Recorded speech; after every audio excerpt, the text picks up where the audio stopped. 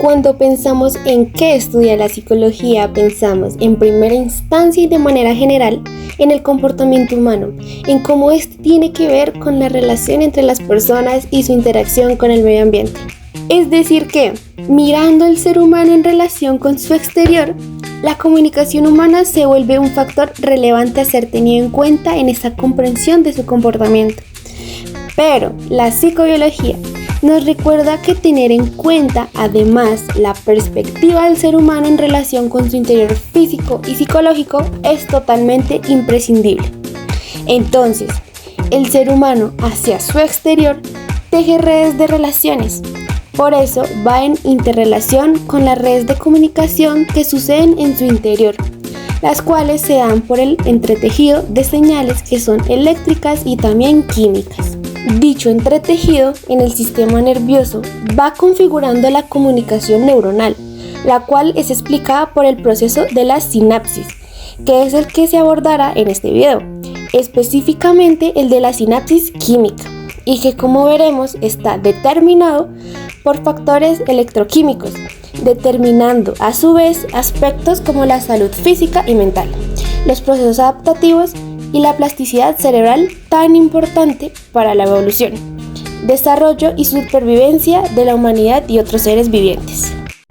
En la sinapsis lo que básicamente sucede es que se permite el paso del impulso nervioso de una célula a otra, siendo esta última efectora, sea muscular o endocrina u otra neurona, como lo vamos a ver de aquí en adelante. En la sinapsis química, los mensajeros son los neurotransmisores y estos van haciendo el recorrido de una neurona a otra a través de las etapas presináptica y postsináptica, habiendo entre ellas una de vaciado del neurotransmisor en una hendidura sináptica que impide que las células tengan contacto directo.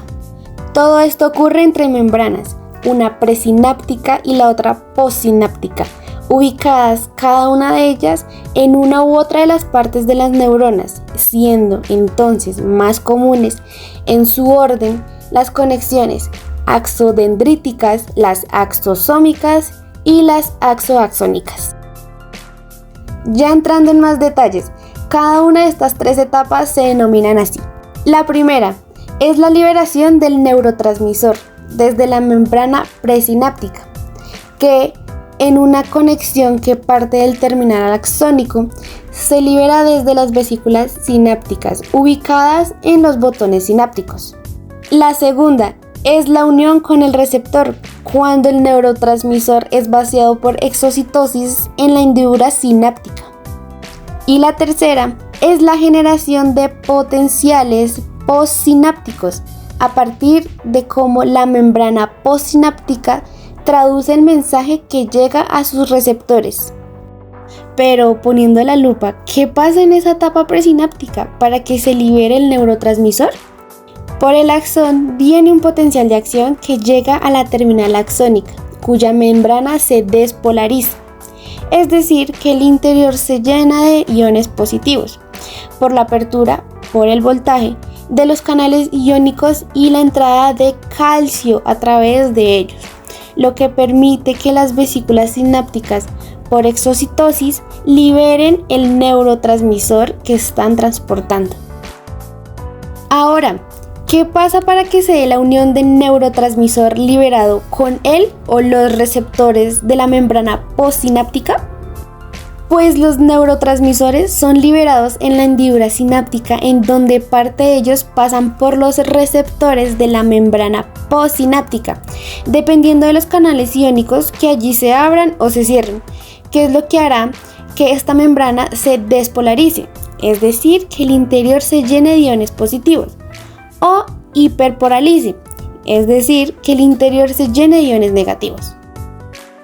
Entonces, en esta tercera etapa visibilizaremos mejor cómo es que se da la unión del neurotransmisor a la membrana postsináptica y cómo esta traduce o integra dicho químico y su mensaje para que se dé o no un nuevo potencial de acción, de tal manera que se siga dando el paso del impulso nervioso a la interrupción de este, dependiendo de lo que allí suceda. Pero antes, recordando dos cosas. Una, que las relaciones postsinápticas son ocasionadas por la interacción específica entre un tipo de neurotransmisor con algún tipo de receptor. Ellos son diferentes entre sí. Y dos, que en la etapa anterior se dejó mencionado que hay mecanismos para inactivar a los neurotransmisores, los cuales pueden consistir en la destrucción enzimática del neurotransmisor en la hendidura sináptica,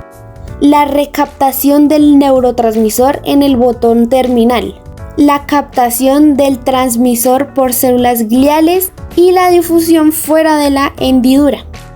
Dicho esto, vamos sobre las bases iónicas de los potenciales postsinápticos para entender cómo es que en esta transmisión del neurotransmisor, la membrana postsináptica, se da o no un nuevo potencial de acción en la neurona postsináptica.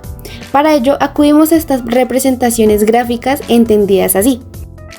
Primero, hay una membrana en potencial de reposo, la cual tiene una carga iónica positiva en su exterior por la presencia de sodio y una carga negativa en su interior por la presencia de potasio. Segundo, entonces, al llegar el neurotransmisor se abren o se cierran los canales iónicos, que son regulados por voltaje. Dependiendo de los canales que abran o cierren y del flujo de elementos químicos que se dé, ocurre una hiperpolarización o una despolarización de la membrana postsináptica. Tercero, es así que cuando se cierran los canales del sodio, este no va al interior de la membrana, dándose la entrada solo de potasio o de cloro, lo que hace que el interior de la membrana postsináptica se llene de iones negativos, es decir, que haciendo que se hiperpolarice, limitándose con ello la generación de un nuevo potencial de acción, a lo que se le denomina potencial inhibitorio postsináptico. Cuarto, pero cuando se abren los canales de sodio, este va al interior de la membrana, llenándose así de iones positivos, es decir, que haciendo que se despolarice, posibilitándose con ello la generación de un nuevo potencial de acción, a lo que se le denomina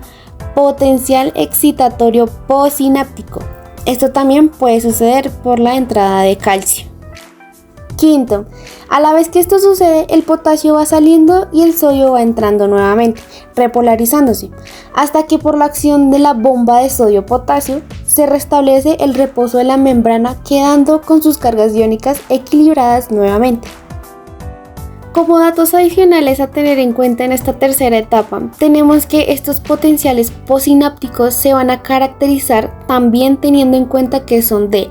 amplitud pequeña, por lo que se necesitan múltiples conexiones neuronales para que la transmisión de un estímulo se mantenga, de larga duración, que tienen una diferencia de tiempo en su ocurrencia en relación con el momento que se sale de la membrana presináptica, que se da fatiga del neurotransmisor, teniendo a necesitarse cada vez mayor cantidad de este, y que su proceso depende de lo que suceda en el medio que rodea las membranas durante el periodo en que se da el recorrido del impulso nervioso. Teniendo en cuenta estas características de los potenciales postsinápticos y para finalizar la comprensión de lo que ocurre en esta tercera etapa de la sinapsis química, tenemos que hay dos maneras de explicar cómo es que la membrana postsináptica logra integrar las señales químicas recibidas para continuar o no con la transmisión del impulso nervioso. En primer lugar, es necesario que se dé la suma de estos potenciales postsinápticos, la cual puede ser una sumatoria espacial o una temporal.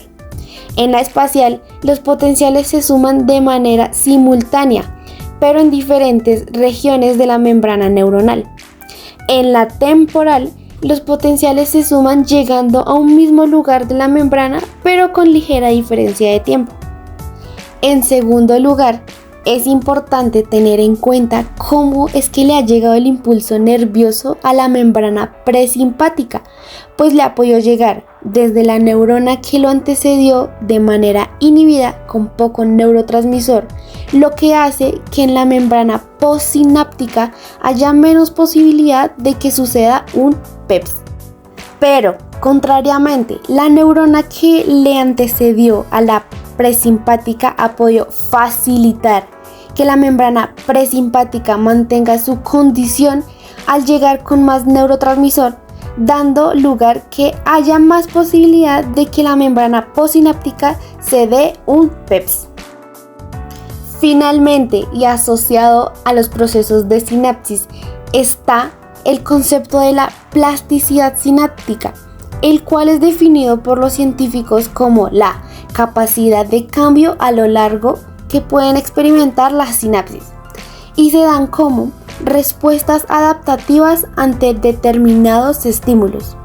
Dicha plasticidad se da por cambios morfológicos y o por cambios químicos en el proceso sináptico. Los cambios morfológicos afectan la cantidad y la ubicación de la sinapsis y se pueden dar por el incremento de la superficie sináptica, por la formación de nuevas sinapsis o por la translocación de los contactos sinápticos, entre otros. Los cambios químicos se dan a partir de la variación en la cantidad de neurotransmisor liberado, en el número de receptores postsinápticos, en la velocidad de eliminación del neurotransmisor o en la cascada de los segundos mensajeros, entre otros. Se dice, además, que en la plasticidad en los mamíferos hay dos mecanismos. Primero,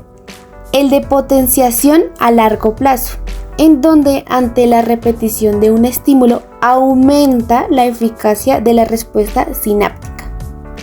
Y segundo, el de la depresión a largo plazo, en donde ante la repetición de un estímulo disminuye la eficacia de la respuesta sináptica, incluso hasta desaparecer.